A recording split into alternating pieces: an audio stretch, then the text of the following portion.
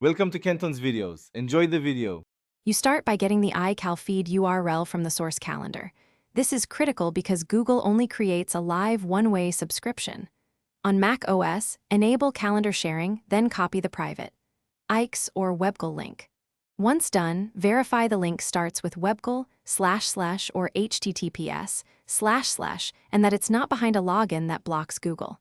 Make sure the feed contains the events you need. If it's empty, resolve that at the source before moving to Google.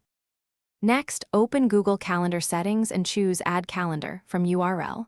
Paste the webgl // or https // address you copied, then click Add Calendar.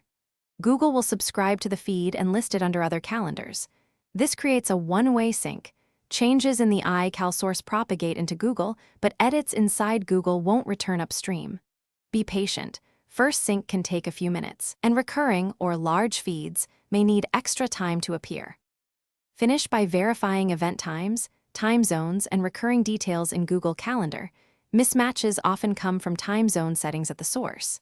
If expected updates don't appear, recopy the feed URL and re-add it, or toggle sharing on the iCal provider to refresh permissions.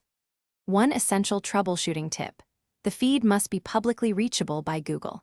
If it requires login or is blocked by private network rules, Google can't fetch updates. If that's fixed, Google will resume regular one-way syncs. Thanks for watching. Consider subscribing if we helped you.